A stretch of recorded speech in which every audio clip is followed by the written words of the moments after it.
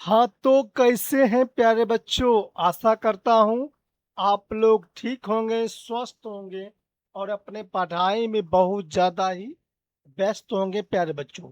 तो नमस्कार बच्चों। तो बच्चों आज की क्लास में हम लोग पढ़ने वाले हैं क्लास 10वीं का प्यारे बच्चों बायोलॉजी का फर्स्ट नंबर चैप्टर यानी कि पोषण प्यारे बच्चों हम लोग आज पढ़ने वाले हैं। तो आप लोग इस क्लास को शुरू से लेके लास्ट तक देखिएगा क्योंकि प्यारे बच्चों ये क्लास बहुत ज़्यादा ही इम्पोर्टेंट है आपके लिए। ठीक है, तो आप लोग ये क्लास को शुरू से लेके लास्ट तक जरूर देखिएगा। ठीक है, चलिए बच्चों शुरू करते हैं क्लास को। तो यहाँ पर देख सकते हो आप लोग का फर्स्ट नंबर चैप्टर है पोषण। जैसे ही प्यारे बच्चों हम लोग क्या करते होंगे, किताब को खोलते होंगे तो मेरे पास प्यारे बच्चों एक सवाल मन में आता होगा कि जैव प्रक्रम क्या है। इसको थोड़ा जूम कर देता हूँ प्यारे बच्चों जिससे आपको दिखाई बहुत ही अच्छे तरीका से प्यारे बच्चों दे भी। ठीक है, जिससे प्यारे बच्चों आपको अच्छा तरीका से दिखाई दे प्यारे बच्चों। ठीक है, अब आपको दिखाई दे रहा होगा बेहतरीन तरीका से प्यारे बच्चों। ठीक है, अब आपको अच्छे तरीका से दिखाई दे रहा होगा। आपके मन में एक सवाल आ रहा होगा कि सर जैव प्रक्रम होता क्या है। तो आप अच्छे तरीका से समझिएगा, वे सारी क्रियाएं जिनको जिनके द्वारा प्यारे बच्चों जीवों का अनुक्षण होता है। अनुक्षण मतलब देखभाल, जैव प्रक्रम कहलाता है। जैसे कि प्यारे बच्चों पोषण, शोषण, उत्सर्जन, परिवहन, ये सभी प्यारे बच्चों एग्जाम्पल है यानी कि उदाहरण है प्यारे बच्चों। आप अच्छे तरीका से लिख लीजिएगा प्यारे बच्चों कि वे सारे क्रियाएं जिनके द्वारा जीवों का अनुक्षण होता है जैव प्रक्रम कहलाता है। जैसे प्यारे बच्चों पोषण, शोषण, उत्सर्जन, परिवहन, ये सभी प्यारे बच्चों हम बोल सकते हैं। ठीक है, उसके बाद प्यारे बच्चों एक और प्रश्न आएगा आपके मन में, सर पोषण किसे कहते हैं? तो आप लिखिएगा अच्छे तरीका से, वह विधि जिससे जीव पोषक तत्व को ग्रहण कर उनका उपयोग करता है, पोषक तत्व कहलाते हैं यानी कि पोषक कहलाते हैं प्यारे बच्चों। यानी कि वह विधि जिससे जिससे प्यारे बच्चों जीव पोषक तत्वों को ग्रहण कर उपयोग करते हैं, पोषण कहलाते हैं प्यारे बच्चों।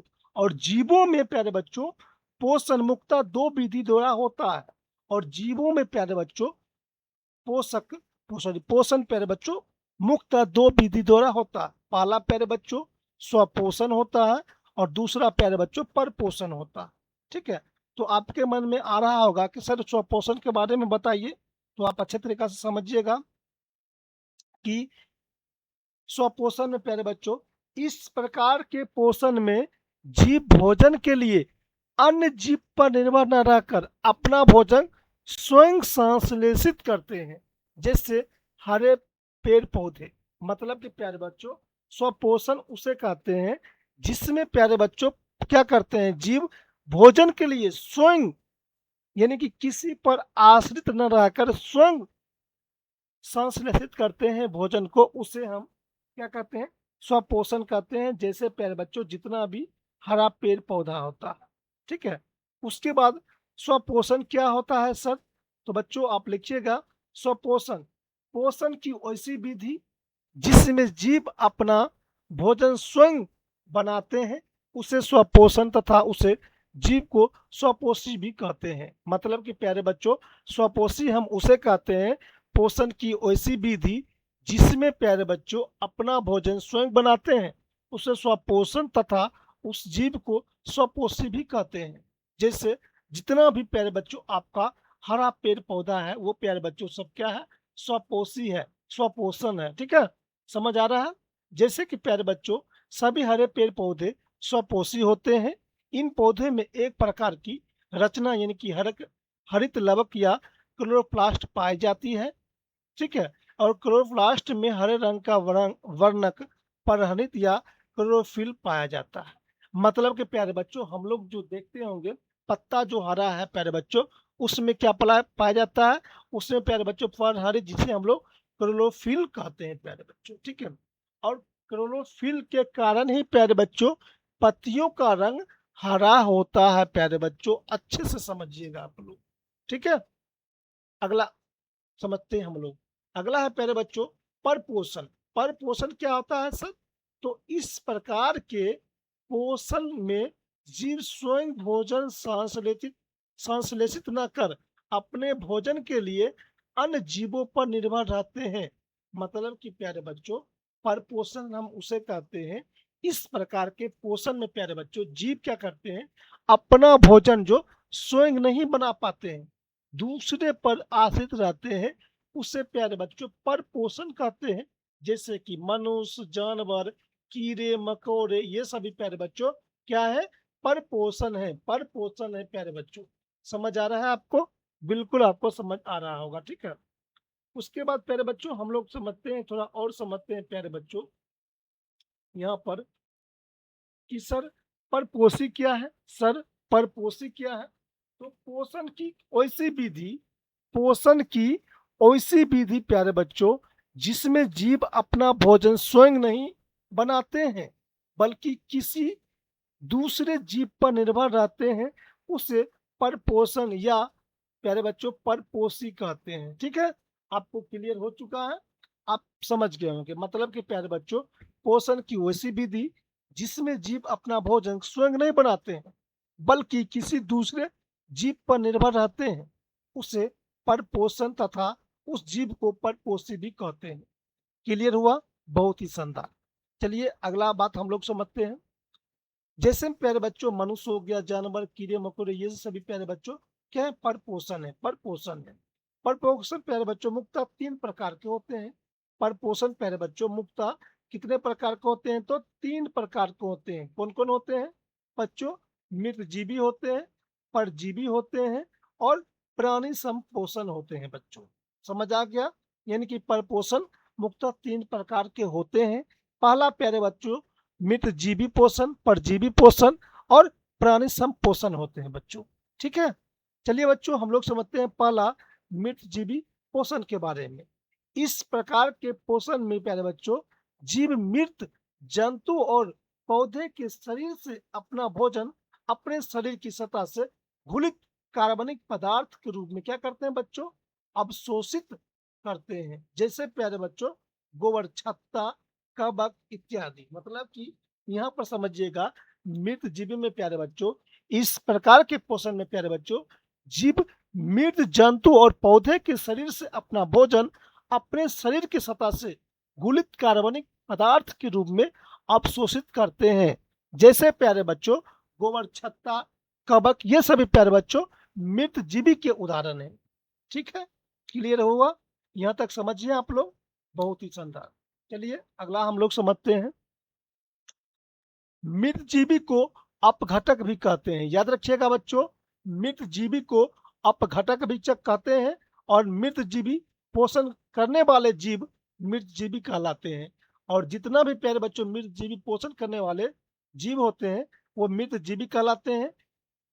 उसके बाद प्यारे बच्चों अनेक कवक, बैक्टीरिया तथा कुछ प्रोटोजोआ भी प्यारे बच्चों पोषण की यही विधि पाई जाती है। मतलब कि प्यारे बच्चों कवक, बैक्टीरिया, प्रोटोजोआ, इसमें प्यारे बच्चों पोषण की प्यारे बच्चों कौन सी विधि पाई जाती है? तो मृतजीवी पाया जाता है। ठीक है, यहाँ तक समझिए आप लोग।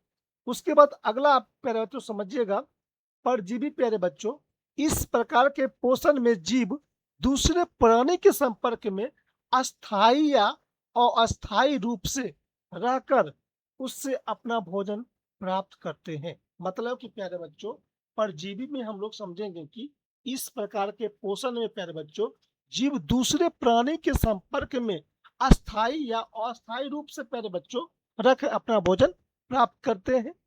जैसे प्यारे बच्चों हम लोग यह पोषण कवक, जीवाणु, कुछ पौधे जैसे अमरबेल तथा कई जंतु जैसे गोलकृमि, टेपवर्मी, मलेरिया, परजीवी आदि में पाया जाता है। अब यहाँ पर समझिएगा प्यारे बच्चों अमरबेल के आप लोग घास देखे होंगे। किसी घास में क्या होता है, घास के ऊपर यानी कि किसी पौधे के प्यारे बच्चों ऊपर में पीले रंग का जो रहता है प्यारे बच्चों वही अमरबेल होता है, जो क्या करता है उस पर वो रहता है और वहीं से अपना भोजन प्राप्त करता है। उसे हम क्या कहते हैं? उसे हम परजीवी पोषण कहते हैं। क्लियर हुआ? बहुत ही अच्छा। जैसे प्यारे बच्चों आपसे पूछा जाए यहाँ पर परजीवी का उदाहरण बताइए, तो आप बोलिएगा कि गोलकृमि, टेपवर्मी, मलेरिया ये सभी परजीवी में पाया जाता है। ठीक है? परजीवी द्वारा ग्रहण भोजन कार्बनिक पदार्थ यानी कि समान तरल रूप में होता है। मतलब कि परजीवी द्वारा जो भोजन हम ग्रहण करते हैं वो कार्बनिक पदार्थ यानी कि समान तरल रूप में होता है प्यारे बच्चों। ठीक है? चलिए अगला हम लोग समझते हैं प्यारे बच्चों। अगला है आप लोग का प्यारे बच्चों, यहाँ पर समझ सकते हो आप लोग, थोड़ा और हम लोग समझते हैं विस्तार से प्यारे बच्चों। प्राणी संपोषण क्या कहता है बच्चों? प्राणी संपोषण प्यारे बच्चों, वैसे पोषण जिसमें प्राणी अपना भोजन ठोस या तरल के रूप में जंतुओं के भोजन ग्रहण करने की विधि द्वारा ग्रहण करते हैं, प्राणी संपोषण कहलाते हैं। मतलब कि प्यारे बच्चों ऐसा पोषण जिसमें प्राणी अपना भोजन ठोस या यानी कि प्यारे बच्चों ठोस या तरल के रूप में जंतु के भोजन ग्रहण करने की विधि द्वारा ग्रहण करते हैं, प्राणी संपोषण कहलाते हैं। इस प्रकार का पोषण सामान्यतः जंतुओं में ही पाया जाता है बच्चों। ठीक है? जैसे बच्चों मेढक, मनुष्य, गाय, बकरी इत्यादि। ठीक है? प्राणी संपोषण करने वाले जीव प्राणी संभो प्राणी संभोजी भी कहलाते हैं। यानी कि प्राणी संपोषण करने वाले जीव प्राणी संभोजी भी कहलाते हैं। अमीबा और पैरामीशियम में प्राणी संपोषण ही पाया जाता है, याद रखिएगा। अमीबा और पैरामीशियम में प्यारे बच्चों प्राणी संपोषण ही पाया जाता है बच्चों। ठीक है? यहाँ पर आप थोड़ा ध्यान दीजिएगा, महत्वपूर्ण ज्ञान है बच्चों, इसको आप लोग ध्यान दीजिएगा कि कोशिकाएं सभी जीवों की रचनात्मक एवं क्रियात्मक इकाई होती है। कोशिका जो होता है बच्चों सभी जीव की रचनात्मक और क्रियात्मक इकाई होता है। कोशिका के समूह से उत्तकों को समूह से अंग, अंगों से अंगतंत्र एवं विभिन्न अंगतंत्र मिलकर जीव का निर्माण होता है। बहुत ही इंपॉर्टेंट लाइन है प्यारे बच्चों। कोशिका के समूह से उत्तक, उत्तक के समूह से अंग और अंग के समूह से प्यारे बच्चों अंगतंत्र और विभिन्न अंगतंत्र मिलकर प्यारे बच्चों जीव का निर्माण करता है। ठीक है? यहाँ तक आप लोग समझ गए? बिल्कुल आप लोग समझ गए होंगे। ठीक है? अगला हम लोग समझते हैं बच्चों प्रकाश संश्लेषण हम लोग समझते हैं। चलिए प्रकाश संश्लेषण क्या है? आपके मन में एक बात आ रहा होगा, सर प्रकाश संश्लेषण क्या है? तो समझिएगा कि जिस प्रक्रिया के द्वारा पौधा अपना भोजन तैयार करते हैं उसे उस मूलभूत प्रक्रिया को प्रकाश संश्लेषण कहते हैं। मतलब कि प्यारे बच्चों जिस प्रक्रिया के द्वारा पौधे अपना भोजन तैयार करते हैं उस मूलभूत प्रक्रिया को प्रकाश संश्लेषण कहते हैं। इस प्रक्रिया में पौधे सूर्य के प्रकाश उपस्थिति में क्लोरोफिल यानी कि CO2 और H2 यानी कि कार्बन डाइऑक्साइड और ऑक्सीजन की मदद से अपना भोजन तैयार करते हैं। मतलब कि प्यारे बच्चों सूर्य के प्रकाश और क्लोरोफिल यानी कि CO2 और H2O की मदद से प्यारे बच्चों पौधा अपना भोजन तैयार करते हैं। अब यहाँ पर समझिएगा कि हरे पेड़ पौधे में प्रकाश संश्लेषण प्रक्रिया करने की क्षमता होती है। जितना भी हरा पौधा होता है बच्चों वो प्रकाश संश्लेषण की करने की उसमें क्षमता होती है प्यारे बच्चों। ठीक है? उसके बाद कुछ पौधे जो प्रकाश संश्लेषण की क्रिया नहीं कर पाते हैं मृतजीवी या परजीवी कहलाते हैं। मतलब कि कुछ पौधा ऐसे भी होते हैं जो प्रकाश संश्लेषण नहीं कर पाते हैं, वो मृतजीवी या परजीवी होते हैं। जैसे गोबर का छत्ता, जैसे कि प्यारे बच्चों गोबर का छत्ता मृतजीवी है, अमरवेल का पौधा ये क्या है? परजीवी है।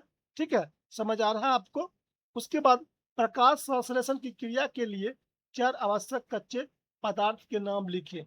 तो आप बोलिएगा प्यारे बच्चों, लिखिएगा सूर्य का प्रकाश, पर्णहरित या क्लोरोफिल या कार्बन डाइऑक्साइड या H2 एवं खनिज लवण। ये सभी प्यारे बच्चों कच्चे पदार्थ हैं। क्या है? ये कच्चे पदार्थ हैं। ठीक है? याद रहे प्यारे बच्चों आपको अच्छे तरीका से, प्रकाश संश्लेषण एक प्रकाशीय रासायनिक अभिक्रिया है।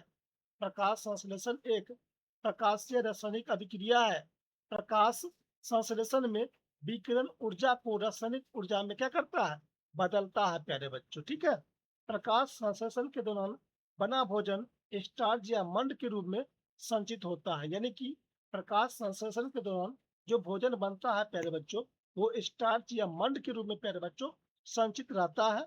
प्रकाश संश्लेषण में उपोत्पाद के रूप में ऑक्सीजन बनता है। याद रखिएगा, प्रकाश संश्लेषण में प्यारे बच्चों उपोत्पाद के रूप में ऑक्सीजन क्या होता है, बनता है प्यारे बच्चों। यहाँ तक आप लोग समझ गए हैं? बिल्कुल आप लोग समझ गए हो। उसके बाद प्यारे बच्चों अगला बात हम लोग समझते हैं। यहाँ पर थोड़ा मैं इसको ऊपर कर लेता हूँ। यहाँ पर समझिएगा आप लोग कि प्रकाश संश्लेषण की प्रक्रिया, प्रकाश संश्लेषण की क्रिया केवल कब होता है, दिन में ही होता है और रात में नहीं होता है। याद रखिएगा, प्रश्न पूछा जाता है कि प्रकाश संश्लेषण कब होता है, तो बच्चों केवल दिन में होता है। ठीक है, प्रकाश संश्लेषण की क्रिया के द्वारा ही वायुमंडल में ऑक्सीजन का संतुलन बना रहता है। यानी कि प्रकाश संश्लेषण की क्रिया के द्वारा ही प्यारे बच्चों वायुमंडल में ऑक्सीजन का संतुलन बना रहता है।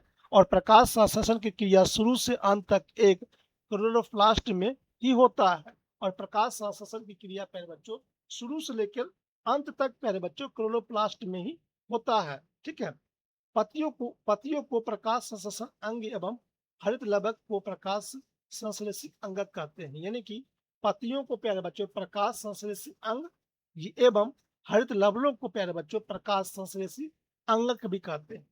ठीक है, उसके बाद प्रकाश संश्लेषण की क्रिया के दौरान ऑक्सीजन मुक्त होता है। मतलब कहता है प्यारे बच्चों कि प्रकाश संश्लेषण की क्रिया के दौरान प्यारे बच्चों ऑक्सीजन क्या होता है, मुक्त होता है। पत्तियों की बाहर पत्तियों की बाहर त्वचा में रंध्र एवं स्टोमाटा मौजूद होता है। और पत्तियों के बाहर प्यारे बच्चों त्वचा में रंध्र एवं स्टोमाटा क्या होता है बच्चों, मौजूद होता है। इन्हीं रंध्र के द्वारा पत्तियों क्या करता है, CO2 यानी कि कार्बन डाइऑक्साइड को ग्रहण करता है और O2 ऑक्सीजन को छोड़ता है बच्चों। यहाँ तक समझ गए आप लोग। उसके बाद फिर बच्चों प्रकाश संश्लेषण क्रिया में पौधे का रंग उतना महत्व नहीं रखता, केवल उनकी पत्तियों में क्लोरोफिल ही होना चाहिए। ठीक है, क्लोरोफिल अणुओं को प्रकाश संश्लेषण इकाई भी कहते हैं। प्रकाश संश्लेषण की क्रिया दो चरणों में होता है। पहला चरण प्रकाशीय अभिक्रिया और दूसरा प्यारे बच्चों अप्रकाशीय अभिक्रिया। यानी कि बच्चों प्रकाश संश्लेषण क्रिया दो चरण में होता है। पहला प्यारे बच्चों प्रकाशीय अभिक्रिया और दूसरा अप्रकाशीय अभिक्रिया। समझ आ रहा है आपको? बिल्कुल आपको समझ आ रहा होगा। ठीक है, उसके बाद प्यारे बच्चों आपका आ जाता है अमीबा आ जाता है। चलिए अमीबा के बारे में मैं आपको बहुत ही शानदार तरीका से बताता हूँ। कहता है बच्चों की अमीबा एक सरल प्राणी समपोषी जीव है। कहता है बच्चों अमीबा एक प्राणी समपोषी जीव है। यह एक मृदु जलीय एक कोशिकीय तथा अनिश्चित आकार का प्राणी है। मतलब कि बच्चों ये जो है अमीबा एक कोशिकीय जीव है जो अनिश्चित, इसका कोई भी आकार हो सकता है। ठीक है, इसका आकार कूट पाट के बनने और बिगड़ने के कारण क्या होता है, बदलता रहता है। यह कूट पात को मदद से ही भोजन ग्रहण करता है।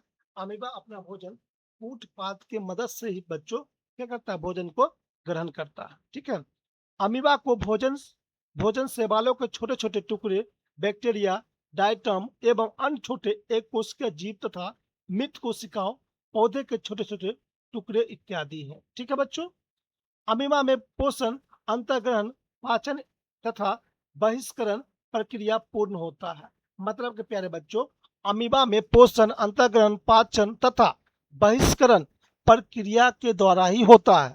और अमीबा में पाचन में भोजन राजधानी में ही एंजाइम के द्वारा होता है। यानी कि अमीबा में पाचन भोजन राजधानी में ही एंजाइम के रूप में क्या होता है। ठीक है बच्चों, उसके बाद यहाँ पर अमीबा में अपचे भोजन के शरीर से बाहर निकलने का कोई निश्चित स्थान नहीं होता है। कह रहा बच्चों अमीबा के शरीर में प्यारे बच्चों जो अपचा भोजन होता है बाहर निकालने का कोई दूसरा स्थान नहीं होता। उसके बाद यहाँ पर समझिएगा प्यारे बच्चों आप लोग अच्छे तरीका से, एक मिनट प्यारे बच्चों, यहाँ पर आप लोग समझिएगा कि पैरामीशियम यह एक प्राणी समभोजी एक कोशिकीय जीव है। और पैरामीशियम भी प्यारे बच्चों एक कोशिकीय ही जीव है। अमीबा की भांति पैरामीशियम भी निर्जलीय और प्रोटोजोआ होता है। ठीक है, अमीबा की भांति इसका आकार क्या निश्चित होता है, यानी कि पैरामीशियम का आकार क्या होता है, निश्चित होता है। इसका शरीर में प्रजनन अंग सिलिया से ढका होता है, और इसका शरीर का जो होता है प्रजनन प्यारे बच्चों सिलिया नामक से क्या होता है, ढका रहता है। ठीक है, और पैरामीशियम में भोजन का अंतःग्रहण शरीर का एक निश्चित से होता है, जो कोशिका मुख या साइटोस्ट्रोम कहलाता है। मतलब कि प्यारे बच्चों पैरामीशियम में भोजन का अंतःग्रहण शरीर के एक निश्चित स्थान से होता है, जो कोशिका मुख या साइटोस्ट्रोम कहलाता है बच्चों। और अभी तक आप लोग फिजिक्स का फर्स्ट नंबर चैप्टर का क्लास नहीं देखे तो आप लोग देख लीजिएगा, बहुत ही शानदार तरीका से बता दिया हूँ। ठीक है, उसके बाद प्यारे बच्चों मनुष्य का पाचन तंत्र आ जाता है। क्या था बच्चों, मनुष्य का पाचन तंत्र। चलिए समझते हैं।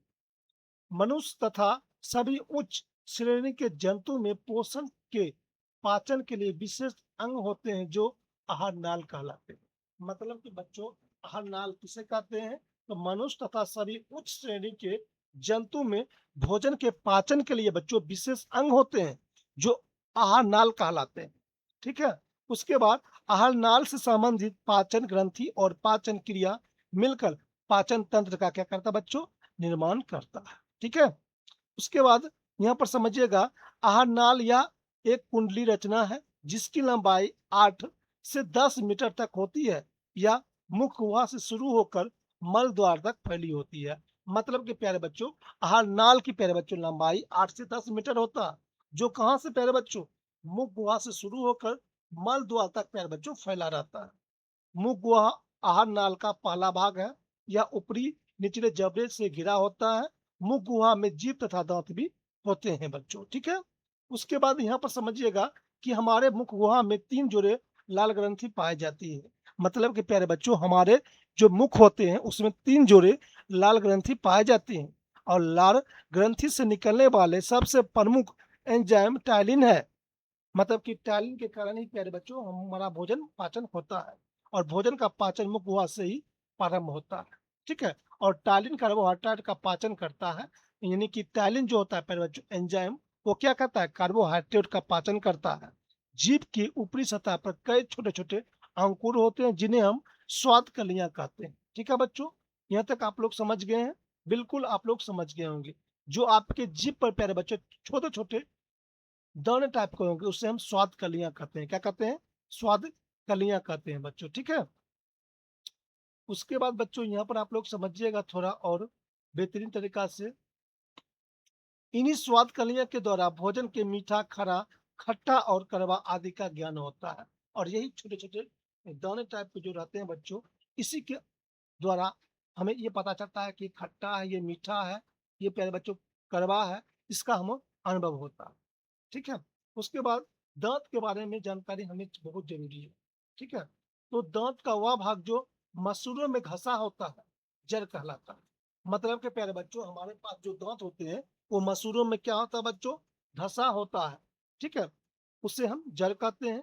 वह भाग जो मसूड़े को ऊपर निकला होता है, सिर या शिखर कहलाते हैं। जड़ तथा शिखर के बीच वाले भाग को गिरवा या गर्दन कहलाते हैं। ठीक है बच्चों, यहाँ तक समझे आप लोग, बहुत ही शानदार। उसके बाद प्यारे बच्चों प्रत्येक दांत के भीतर एक मज्जा गुहा होता है। प्रत्येक दांत के बच्चों भीतर एक मज्जा गुहा होता है, जिसके ऊपर दंतास्थि या डेंटाटाइन होता है, जो दांत को अधिकांश भाग तैयार करता है।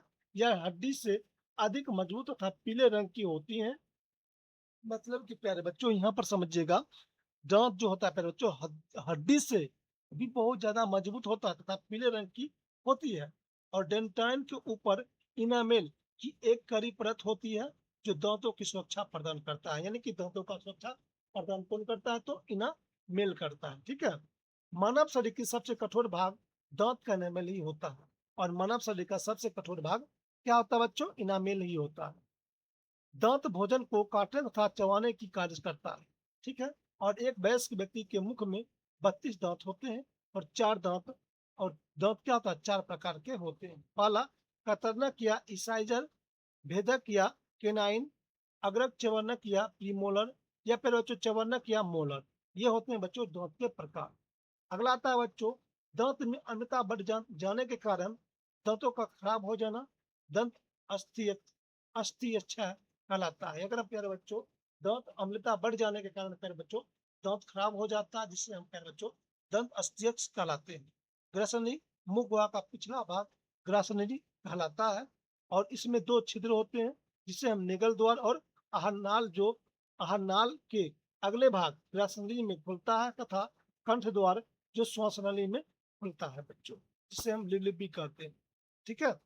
उसके बाद कंठ द्वार एवं निगल द्वार के बीच एक पट्टी जैसी रचना होती है, जिसे एपिगोलोटिक्स कहते हैं। या मनुष्य जब भोजन करता है तब यह पट्टी कंठ द्वार को ढक देता है, जिससे भोजन श्वास नली में नहीं जा पाता। ठीक है, यहाँ तक आप लोग समझ गए हैं? बिल्कुल आप लोग समझ गए होंगे।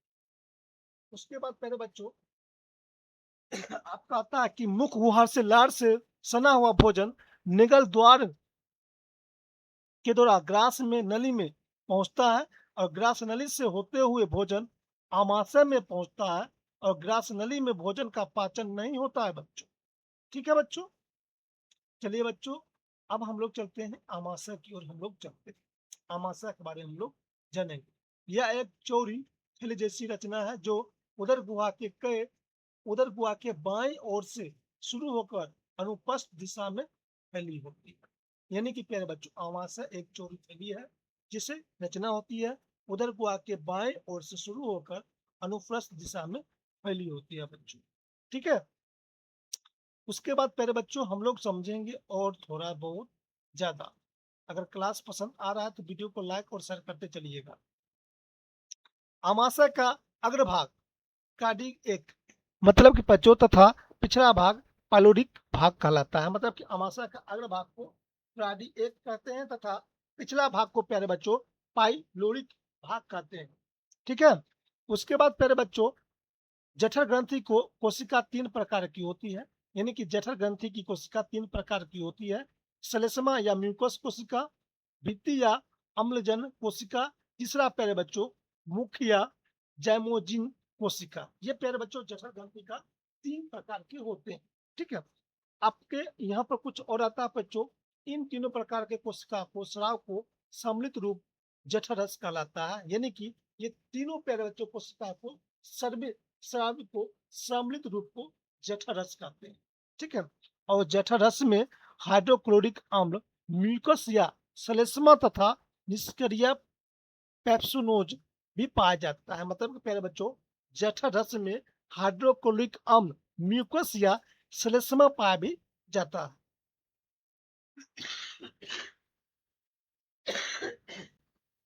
उसके बाद प्यारे बच्चों हाइड्रोक्लोरिक अम्ल को स्राव अम्लजन कोशिका से होता है और हाइड्रोक्लोरिक अम्ल निष्क्रिय पेप्सोनोज की सक्रिया पेप्सिन नामक एंजाइम में बदल देता है।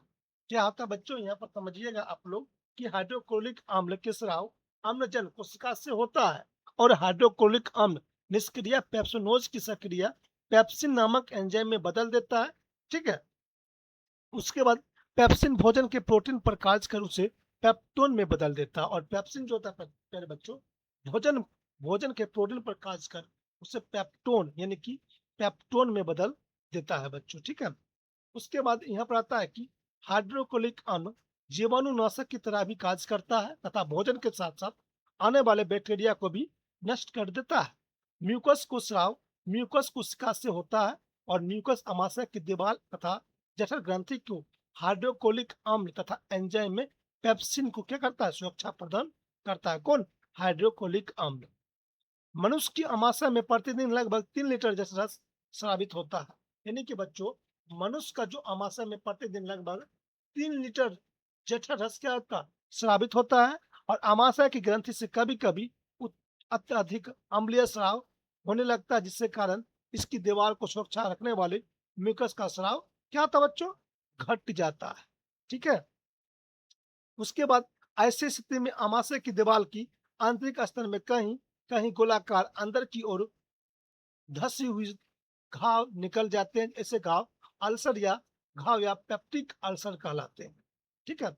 मतलब कि प्यारे बच्चों ऐसी स्थिति में क्या होता है, आमाशय के अंत भाग में क्या होता है बच्चों, कह के गोलाकार अंदर क्यों क्या होता है घाव बन जाता है, जिससे हम लोग पेप्टिक अल्सर कहते हैं। ठीक है, उसके बाद यहाँ पर समझिएगा आप लोग, वैसे व्यक्ति जो लंबे समय तक बिना भोजन के अर्थात यानी कि भूखे रहते हैं, उन्हें पेप्टिक अल्सर होने की संभावना अधिक अधिक होता है।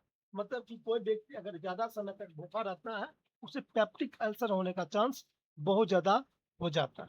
ठीक है, उसके बाद प्यारे बच्चों यहाँ पर आप लोग समझिएगा, थोड़ा और हम लोग समझेंगे। यहाँ पर आता है बच्चों, आमाशय में प्रोटीन की अत्यधिक भोजन के वसा की पाचन प्रारंभ होता है। यह वसा का आंशिक पाचन एंजाइम गैस्ट्रिक लाइपेज के द्वारा होता है, और गैस्ट्रिक लाइपेज वसा को वसा अम्ल या गिल्सरॉल में बदल देता है, और आमाशय में अब भोजन का स्वरूप गाढ़े लय की तरह हो जाता है, जिसे कायमा कहते हैं। मतलब कि प्यारे बच्चों, प्रोटीन का जो वसा के पाचन प्रारंभ होता है, और पाचन में प्यारे बच्चों क्या होता है, पाचन एंजाइम गैस्ट्रिक लाइपोज के द्वारा होता है, और गैस्ट्रिक लाइपोज क्या करता है बच्चों, ग्लिसरॉल में उसे बदल देता है, और उससे गाढ़े को कायमा कहते हैं। ठीक है, उसके बाद मेरे बच्चों, कायमा अमाशय का प्रेरित छिद्र के द्वारा छोटा आंत में पहुंचाता है। मतलब कि बच्चों, कायमा के अमाशय के प्रेरित छिद्र के द्वारा छोटी आंत में क्या करता है, पहुंचाने का कार्य करता है। ठीक है, अब आता है मेरे बच्चों आपका छोटी आंत आता है। समझिएगा इसको भी आप लोग अच्छी तरीके से। छोटी आंत आहार नाल का सबसे लंबा भाग है। छोटी जो आंत होता है मेरे बच्चों, आहार नाल का सबसे लंबा भाग है। यह बेलनाकार रचना होता है। आहार नाल के इस भाग में पाचन की क्रिया क्या होता है, पूर्ण होता है। यानी कि पाचन की क्रिया कहाँ पर पूर्ण होता है, छोटी आंत में। मनुष्य में इसकी लंबाई लगभग 6 मीटर तथा चौड़ाई 2.5 सेंटीमीटर होता है। यानी कि मनुष्य में प्यारे बच्चों इसकी लंबाई 6 मीटर से लेकर 2.5 सेंटीमीटर तक होता है। भिन्न भिन्न जंतुओं में छोटे छोटे आंत की लंबाई अलग अलग होती है। लंबाई समानता भोजन के प्रकार पर निर्भर करता है, जिससे शाकाहारी जंतुओं में छोटी आंत की लंबाई अधिक होती है, और ताकि ताकि सेलुलोज का पाचन ठीक से हो सके प्यारे बच्चों। और मांसाहारी का पाचन अपेक्षा अच्छा होता है। इसकी मांसाहारी जंतुओं की छोटी छोटी आंत की लंबाई कम होती है, और छोटी आंत 3 भागों में होती है। यानी कि बच्चों छोटी छोटी जो आंत होती है 3 भागों में होती है, ग्रहणी, जेजुनम और बच्चों इलियम, ये में क्या था, बटी होती है। अगला था बच्चों, ग्रहणी छोटी आंत का पहला भाग है, जो अमाशय के पलोरिक भाग को ठीक बाद शुरू होता है। यह भाग सी के आकार का होता है बच्चों। ठीक है बच्चों, और ग्रहणी में लगभग बीचों बीच एक छिद्र द्वारा एक नलिका खुलती है। यह नलिका दो भिन्न भिन्न नलिकाओं के आपस में जुड़ने से बना होता है। उसके बाद मेरे बच्चों आता है यहाँ पर भोजन की अंतिम रूप से पाचन समाप्त होता है। पचे हुए भोजन को अवशोषण की छोटी आंत से इसी भाग में होता है बच्चों। ठीक है, यहाँ तक समझ गए। अब हम लोग प्यारे बच्चों यकृत यानी कि लीवर के बारे में हम लोग जानेंगे। समझिएगा आप लोग अच्छे तरीका से। यह शरीर की सबसे बड़ी ग्रंथि है। भार इसका होता है करीबन प्यारे बच्चों 1.5 केजी होता है, जो उदर उदर के ऊपरी दाहिने भाग में अवस्थित होता है। यानी कि लीवर की प्यारे बच्चों वजन की बात किया जाए तो उसका वजन 1.5 केजी तक होता है। और पित्त का निर्माण यकृत करता है एवं पित्ताशय में जमा होता है। और पित्त का निर्माण प्यारे बच्चों यकृत करता है, और पित्त में क्या होता है, पित्त पित्ताशय में जमा होता है प्यारे बच्चों। ठीक है, उसके बाद प्यारे बच्चों आपका अगला आ जाता है यहाँ पर बच्चों